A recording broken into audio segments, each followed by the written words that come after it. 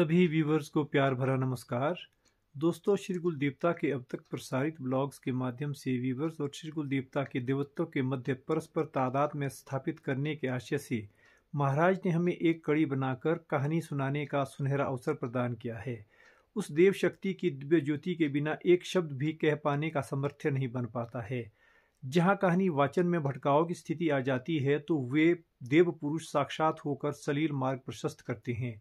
उस ज्योतिर्पुंज देवमयी शक्ति का बार बार वंदन कर हम उनके चरणार बिंद में झुककर कोटि कोटि नमन करते हैं। परमार्थ सेवा की भीनी भीनी महक जिस देव शक्ति के आंचल से प्रस्फुटित हो, जो सौंधी माटी पर पल रहे प्राणियों के संकटों और दुखों का निश्चल भाव से हरण कर लेते हो, जिसकी कर्मण्यता कदम दर कदम चमत्कारों से भरी रहती हो, ऐसी अनंत देव शक्ति को जो सहृदय भोली भाली प्रजा की पालनहार बनकर उन्हें सहज और सुगम जीवन का आनंद प्रदान करती हो, जो देवमयी शक्ति सृष्टि के सौंदर्यवर्धक बिंब जैसी हो, ऐसे वंदनीय ओजस्वी देव श्री गुरु महाराज की स्तुति में और मंगल गान में हर वर्ण, हर पद, हर शब्दावली, हर वाक्य विन्यास गौण अर्थात लघु से लघु पड़ जाते हैं। दोस्तों, आज के ब्लॉग में शिरगुल महाराज का त्रयोदशी गजमुखी सिंहासन, शिरगुल का गौण रूप, शिरगुल बावड़ी और बांगा पानी, जोड़ना में खरींड से बने घर, शिरगुल मंदिर जोड़ना में कार्य विभाजन, जलौना में उल्टा देवदार वृक्ष,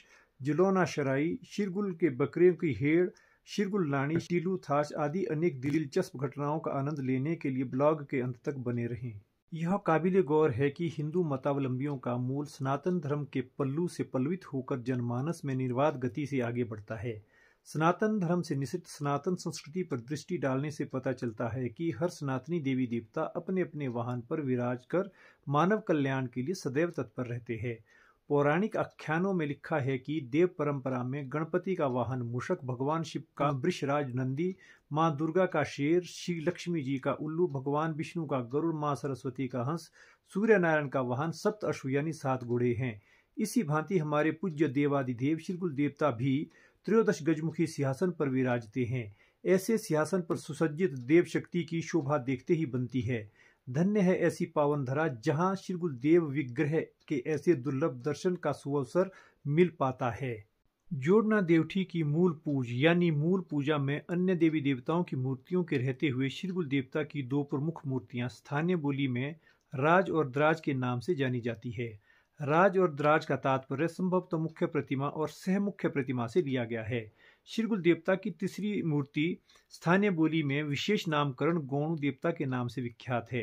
गौणु का शाब्दिक अर्थ है श्री गुरु महाराज की एक ऐसी प्रतिमा जो आकाश की ओर सतत नजर टिकाए हुए है। यह प्रतिमा अनावृष्टि और अतिवृष्टि जैसी विकराल समस्याओं से निजात दिलाने के लिए मंदिर में पूजित है, अर्थात सूखे से निपटने के लिए वर्षा और भारी भरकम बरसात से राहत दिलाने के लिए श्री गुरु देवता के गौण रूप की चमत्कारिक भूमिका रहती है। इन्हीं देव विग्रह को साक्षी मानकर 4 बहाल और 14 परगना में श्री गुरु महाराज का आज तक एक छत्र साम्राज्य स्थापित है। इसी देवठी में श्री गुरु देवता की दैनिक द्विकाल पूजा यानी पाची और सदीवा देवदुंदुबी नगाड़ों की देवमयी धुनों के साथ की जाती है। देवोत्थान अर्थात चौघड़ी और देवशयन अर्थात नौबत, जिसे नबद भी कह दिया जाता है, इन 2 समय पर श्री गुरु देवता प्रांगण जोड़ना में देववादन से जुड़े लोक कलाकारों द्वारा पारंपरिक वाद्य यंत्र बजाकर देव वंदन किया जाता है। पुरातन रीति रिवाजों के मुताबिक अभी तक 2 पहर यानी पाची और सदीवा के समय पूजा का विधान शिल्ली गांव के झांडा ब्राह्मण मंगत राम शर्मा द्वारा निभाया जा रहा है। जोड़ना में श्री गुरु देवता के परंपरागत पूजा विधान पर जानकारी देने के लिए अब आपको पंडित मंगत राम शर्मा से रूबरू करवाया जा रहा है। पहले तो मैं श्री गुरु महाराज को नमन करता हूँ। मैं मंगत राम शर्मा मेरा नाम है। मैं शिल्ली गाँव का रहने वाला हूँ। पहले पूर्व जन्म में हमारे बुजुर्ग जो है इस श्री गुरु महाराज की पूजा करते आए हैं। तो कहा जाता है श्री गुरु महाराज की जो है जन्म स्थली जो है शाला में है, तपोस्थली जो है चूड़धार में है, पूजा स्थली जो है हमारी जो है जोड़ना में कही गई है जी। ये श्री गुरु महाराज जो है, ये जो बीच वाली मूर्ति है हमारी, ये राजा है श्री गुरु महाराज की है। दूसरी मूर्ति दर को जो है धराजी कहते हैं, हमारे जो धाकरे वगैरह में जाता है, ये मूर्ति उनकी है। ये जो इधर की मूर्तियां है ये गौण देवता है, जो बारिश वगैरह जो देता है। लोग यहाँ पर बड़े आस्था लेकर आते हैं। ये जो है बारिश देने वाली मूर्ति है। शिरगुल देवता की पूजा अर्चना के लिए अग्नि तो मंदिर के भीतर त्रियोगी नारायण कुंड से जाती है, मगर इस कुंड की अग्नि को ज्योतिमान रखने के लिए शिरगुल देवता ने कलांटू गांव के बसोली दलितों को ही समिधा एकत्र करने का अधिकार दिया है, जबकि अन्य साधनों से इकट्ठी की गई लकड़ियां शिरगुल धुना पर चढ़ाना पूर्णतः प्रतिबंधित है। शिरगुल महाराज की पूजा के लिए चढ़ाए जाने वाला जल मंदिर के समीप बनी शिरगुल बावड़ी से लाया जाता है। इस बावड़ी का जल स्रोत बंगा पानी से माना जाता है। बंगा पानी चूड़धार की ओट में वही पर्वतीय स्थल है जहां शिरगुल महाराज के भाई बिजट का जन्म रानी दुधमा के गर्भ से आसमानी बिजली के धमाके के साथ हुआ था। जोड़ना से बंगा पानी की वायु मार्गीय दूरी लगभग 3 से 4 किलोमीटर तक हो सकती है। इस बावड़ी में जल वाहिनी प्रस्तर नल से बह रही जल की अविरल धार के संबंध में ग्रामवासियों का मानना है कि यह जलधारा भीषम से भीषम गर्मी और विकराल सूखे की स्थिति में भी आज तक सूखी नहीं है। बांगा पानी से जोड़ना शिरगुल बावड़ी तक प्राकृतिक रूप से भूमिगत इस जल स्रोत पर बहु प्रचलित कथन है कि जल बावड़ी के भीतर कभी कभार जल वाहिनी प्रस्तर नल के मुख पर बान, खरीव, मोरू आदि के सूखे पत्ते निकल आते हैं जो बंगा पानी से बहते हुए शिरगुल बावड़ी तक पहुंच जाते हैं। वह सूखे पत्ते और पानी का परस्पर संयोग आज भी भाई भाई के बीच अगाध प्रेम और समर्पण के जीवंत उदाहरण को उजागर करते हैं। ग्रामवासियों को शिरगुल बावड़ी से पेयजल लाने की अनुमति देवता महाराज ने इस शर्त के साथ दी है कि कोई भी व्यक्ति पवित्रता का पालन करते हुए नंगे पांव केवल बावड़ी से ही जल ले सकता है, जबकि बावड़ी के अंदर जल वाहिनी प्रस्तर नल को छूने तक की भी मनाही है। जोड़ना गांव में शिरगुल देवता ने देवा रपटा खानदान यानी रब्बू की वंशावली के देवा के घरों की छत आम घरों की छतों से सर्वथा भिन्न निर्माण शिल्प के साथ बनवाई है। तत्कालीन समाज में शिरगुल देवता ने आज्ञा देकर इन मकानों की छतों पर खरींड लगवाने का काम किया था। यहाँ खरींड का तात्पर्य कुरुड यानी मंदिर के ऊपर लगने वाले धरण के सहसम रूप से लिया गया है, जिसे स्थानीय बोली में खरींड कहा जाता है। ऐसे मकानों में मंदिर की शुद्धता और पवित्रता रखना अनिवार्य था, अन्यथा देव दोष के कारण शिरगुल महाराज दोषी घरों की महिलाओं को सजा के तौर पर लगातार 4-4 या 5-5 दिन या फिर पवित्रता और अपवित्रता के दोष के आधार पर 2 से 7 दिन तक लगातार घोर निंद्रा में निमग्न कर दिया करते थे, यानी भूख हड़ताल के साथ सुला दिया करते थे, जिससे कि दोषी को उसके परिवार द्वारा किए गए दोष का एहसास हो सके। तत्पश्चात शिरगुल देवता के गुर द्वारा दोष निवारण के लिए सुझाए गए मार्ग का दोषी परिवार को पूरा ख्याल रखना होता था और उसका पालन भी करना होता था, अन्यथा फिर दूसरी सजा के लिए तैयार रहना पड़ता था। जोड़ना में अब खरींड वाला केवल एक घर शेष बचा है। खरींड वाले घरों पर इस गांव के नंबरदार श्याम सिंह देवा रपटा के साथ हुई सीधी वार्ता के अंश आपके साथ साझा किए जा रहे हैं। जोड़ना का नंबरदार हूँ। हमारे पास जो पुराने मकान होते थे वो देवता के बड़े हर्ष एक मकान होते थे, जबकि उस पर जो ना खरींड लगती थी, कूड़ा टाइप में लगती थी। कूड़ा तो उसको बोल नहीं सकते, हम खरींड अपनी लोकल भाषा में खरींड बोलते थे, तो वो लगती थी। वो मतलब देवता साहब के बिल्कुल हर्ष उनकी अनुमति से लगते थे। वो देवता साहब अपने उससे लगाते थे, हम लोग उस पर सिर्फ कंधे पर उसको चक्के लाते थे और गाजे बाजे के साथ हमारे घरों में लगते थे। ये हमारे पुरानी वो है जी हिस्ट्री यहाँ की गाँव जोड़ना की। बाकी दूसरी जगह कहीं भी ये खरींड नहीं लगती थी, हमारे गाँव जोड़ना में लगती थी, जहाँ की शिरगुल महाराज विराजमान है। शिरगुल देवता मंदिर जोड़ना में प्राचीन समय से ही मंदिर प्रबंध संचालन व्यवस्था बहुत ही सुदृढ़ और सराहनीय रही है। मंदिर परिसर में धर्मार्थ चलाई जा रही रसोई के लिए ईंधन की लकड़ियां आज भी लिहाट के समीप बाग गांव के कनेत जंगल से लाकर देते हैं, जबकि मसीवना के सहयोगी राजपूत देवटियों में साफ सफाई काम करने के साथ साथ रसोई घर में श्रद्धालुओं और ब्राह्मणों के लिए भोजन तैयार करते हैं। कार्य विभाजन के अंतर्गत शोटल के देवा रपटा को शिरगुल देवता की यात्राओं के दौरान देव पूजा से जुड़े सामान का संदूक उठाने का दायित्व दिया गया है। अन्य आवंटित कार्यों का उल्लेख समय, स्थान और तथ्यों की नज़ाकत को ध्यान में रखते हुए पहले भी किया जा चुका है। जोड़ना के साथ लगता जलौना गांव भी शिरगुल देवता के चमत्कारों से अछूता नहीं रह पाया है। जलौना में उल्टा देवदार का वृक्ष और शराई यानी शराग पर्व इसके ज्वलंत उदाहरण है। लोक श्रुति है कि शिरगुल देवता जब चूड़धार से लगौत आ रहे थे तो वे विश्राम के लिए शिरगुल नानी में रुके। जब वे वहां से लगौत की ओर प्रस्थान कर रहे थे तो उनके हाथ एक देवदार का वृक्ष आया जो वे अपने साथ लेकर चले। जलौना के पास पहुंचने पर शिरगुल देवता ने देवदार का वृक्ष ज्यों ही धरती पर रखा तो वह वृक्ष देवता का आभार व्यक्त करने के लिए शीश झुकाए खड़ा हो गया, अर्थात देवदार के वृक्ष की चोटी धरती पर निमग्न होकर शिरगुल देवता का वंदनवार करने लगी। शिरगुल देवता ने उस देवदार के वृक्ष को यथावत जीवन प्रदान किया। तभी से जलौना शिरगुल मंदिर के पास देवदार का वृक्ष उल्टा दिखाई देता है, यानी देवदार के वृक्ष का शिखर जमीन की ओर और जड़ें अन्य वृक्ष के शिखर की ओर दिखाई देती है। हर वर्ष 16 या फिर 17 प्रविष्टि वैशाख को जिलोना में मनाया जाने वाला शराई यानी शराग का पर्व अत्यंत संवेदनशील और जीवंत है।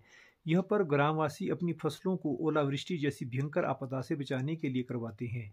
इस दिन श्रीगुल देवता का गुर खेल खेलते खेलते बाएं हाथ से तेज धार कटार यानी तलवार को अपने गले पर रखकर दाएं हाथ से डांगरों की 3 चोट के साथ ठीक गले के ऊपर रखी कटार पर चोट मारकर वार करता है। लेकिन ऐसा खेल खेलते हुए श्रीगुल देवता के गुर को कोई भी जख्म नहीं पड़ता है। ऐसा सब श्रीगुल देवता के प्रताप और चमत्कार का परिणाम बताया जाता है। श्रीगुल देवता की अत्यंत प्रिय बकरों की बारात यानी बकरों के झुंड को स्थानीय बोली में बकरों की शाल या बकरों की हेड़ भी कहते हैं। श्रीगुल देवता की जोड़ना शाल में आज भी 70 से 80 बकरे शामिल है। यह तमाम बकरे श्रद्धालुओं ने समय समय पर मन्नत पूरी होने पर श्रीगुल देवता जोड़ना के चरणों में चढ़ाए होते हैं। प्राचीन काल से तो बकरों की शाल श्रीगुल देवता के वजीर की देखरेख में झीना में रखी जाती थी, मगर बकरों की शाल को झीना से मसीवना बकराल में बदलने के पीछे एक जीवंत लोक गाथा प्रचलन में आई है। चावक के जंगदाई केवलराम रपटा जो वर्तमान में बकरों की शाल को चलाते हैं और उसकी देखभाल करते हैं, उनका कथन है कि हमारे जंगदाई खानदान का जुंगू नामक व्यक्ति निर्वंश होता जा रहा था। उसने श्रीगुल देवता मंदिर जोड़ना में जाकर महाराजा के सम्मुख अरदास रखी कि अगर तू मेरे वंश की वृद्धि करता है तो मैं तेरे बकरों की सेवा स्तुति करूंगा। जुंगू द्वारा श्रीगुल देवता के समक्ष रखे गए विचार को स्थानीय बोली में कुछ इस प्रकार से बयां किया जाता है कि अगर तू मेरे वंश के लिए काले सिर वालों की वृद्धि करेगा तो मैं तेरे सफेद सिर वालों को बढ़ाऊंगा। अर्थात श्रीगुल महाराज से जुंगू ने पुत्र प्राप्ति की कामना से बकरों की हेड़ यानी बकरों के झुंड को पालने और संभालने का वचन दिया।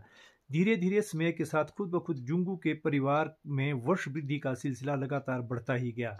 बकरों की हेड़ को झीना से मसीवना बदलने के लिए जुंगू पुख्ता मिसाल बनकर तत्कालीन समाज में उभर कर आया। तब से अब तक जंगदाई रपटा को श्रीगुल देवता के बकरों की देख रेख का काम दिया गया है। श्रीगुल देवता के बकरों की शाल को रखने, संभालने और चिल्लाने के कुछ विशेष नियम भी रहे हैं। मसीवना में बना बकरों का घर यानी बकराल किसी देवठी से कम नहीं है। उसमें अपवित्रता की हालत में कोई भी प्रवेश नहीं कर सकता है। अगर कोई उल्लंघन करता है तो उसे राह चलते सांप या फिर तेंदुए मिलकर भयावहता सा वातावरण पैदा कर देते हैं।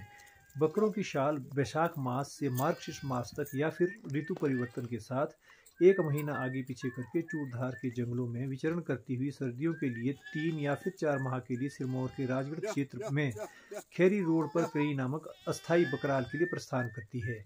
इनकी देखभाल करने वाले वर्तमान में केवलराम रपटा को चांगड़ यानी लघु आकृति के कील्टा में परंपरागत तरीके से डांगरा दराट और जुंगू का पाप यानी अपने बुजुर्ग जुंगू का छोटा सा मोहरा डालकर बकरों के साथ साथ चलना होता है। चूड़धार के अनेक बियावान जंगलों में रह रहकर भी श्रीगुल देवता के बकरों की हेड़ के साथ कोई भी वन्य प्राणी जैसे बाघ, शेर, चीता, गिद्दड़ आदि छेड़छाड़ नहीं कर पाए हैं। हालांकि चूड़धार वन्य प्राणी संरक्षण स्थल होने के बावजूद भी चूड़धार पर अनेक हिंसक जंगली जानवरों के आक्रमण का भय सा बना रहता है। श्रीगुल देव परंपरा में हरियाली के साजे का खासा महत्व है। इस दिन श्रीगुल देवता के बकरों की हेड़ को लेकर रपटा केवलराम जंगदाई को श्रीगुल देवता मंदिर जोड़ना आना होता है। श्रीगुल देवता मंदिर परिसर में मंदिर समिति तथा श्रद्धालुओं की ओर से बकरों को मक्की और जौ के दाने और नमक देने की अनूठी परंपरा है। केवलराम रपटा को मंदिर समिति की ओर से हुक्का चिलम में तंबाकू सेवन करने के लिए दिया जाता है। इसका सीधा सीधा अर्थ परंपरागत रीति रिवाजों को अपनाने की सशक्त कड़ी से है। यानी प्राचीन काल में चरवाहे जंगलों में घूमते घूमते तंबाकू का जमकर प्रयोग किया करते रहे हैं। इसके अलावा जो भी फरियादी श्रीगुल देवता से अपनी मन्नत पूरी करने के लिए बकरा देने की पेशकश करता है, वह भी मनोकामना पूर्ण होने पर हरियाली साजा श्रावण मास को बकरा अर्पित करने के आशय से श्रीगुल देवता मंदिर जोड़ना में पहुंच जाता है। इस जीवंत घटना पर रपटा केवलराम जंगदाई के अनुभव आप तक संप्रेषित किए जा रहे हैं। केवलराम रपटा है जी, चावग में रहता हूँ मैं देवता श्रीगुल की शाल जो है बकरे चुगाता हूँ। ये बकरे जो है हमारे एक बुजुर्ग था, उसका नाम था जुंगू, जिससे कि हम जगाई करे आगे। तो तैनिये रमानता की देवर देवा काय मुंडरे फावे तू चीटे मुंडरे फावला। तो इतने फल गए हम इस वक्त 6-8 पुस्त में ही जो है 22 घर में हम हो चुके हैं। तो ये बकरे जो है रिहाई की साजी को जैसे जोड़ना जाते हैं, तो इनको भी कुछ ऐसी वहाँ हवा लगती है, अपने आप ही ये मंदिर पहुँच जाते हैं। फिर जो लोगों की मानता होती है जब वो पूरी हो जाती है, फिर राई की साजी को बकरा लेके मंदिर आते हैं वो। फिर बकरा को वहाँ मंदिर में गुड़वा लेंगे और फिर देवते को संभाल देंगे। फिर देवते बकरे के साथ आएंगे पालने के मेरे पास ही।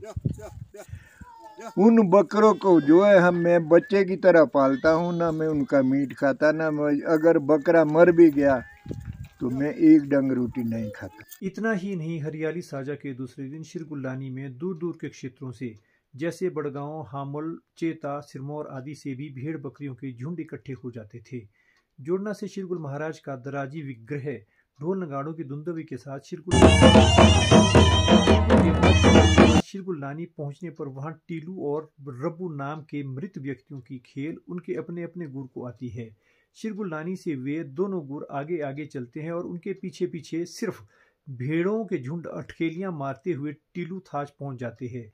इस तथ्य के पीछे छिपे रहस्य के अंश भी आपको केवल राम रपटा के साथ हुए सीधे संवाद के अंतर्गत सुनाए जा रहे हैं। की साजी के दूसरे दिन जितनी भी भेड़ बकरियां इलाके में होती थी, सिरमौर से लेकर आती थी, चेता से, अमल, बाल से, और सारी भेड़ बकरियां जो है टीलू के थाच में इकट्ठी होती थी और शिरगुल महाराज जोड़ना से जाते थे वहाँ गाजे बाजे के साथ। दो पाप वहाँ से थे, एक तो टीलू नाम का था, एक रब्बू था। जब वो उतरते हैं उस थाच में तो भेड़िया भी उतरने लगती है। और आज की डेट में भी ये कार्यक्रम होता है वहाँ और देखने लायक औसो। यह भी बताया जाना समुचित प्रतीत होता है कि शिरगुल्लानी में भेड़ बकरी समागम के दौरान शिरगुल देवता के बकरों की हेड़ शामिल नहीं होती है। शिरगुल देवता के बकरों की हेड़ के लिए चूड़धार के जंगलों में वैसे तो अनगिनत थाच है, लेकिन शिरगुल्लानी थाच और टीलूलानी थाच की पहचान ऐसी ऐसी घटनाओं के कारण अलग ही बन पाती है। देव संस्कृति और हमारे समाज के पुरातन रीति रिवाजों को उजागर करता यह ब्लॉग आपको कैसा लगा, कमेंट बॉक्स में अपने कमेंट अवश्य दें और चैनल को भी सब्सक्राइब कर लेना। अगर आपको ब्लॉग अच्छा लगा हो तो वीडियो को लाइक करें और इस अक्षुण्य और रमणीय लोक संस्कृति को अधिक से अधिक लोगों तक पहुंचाने का संकल्प लें।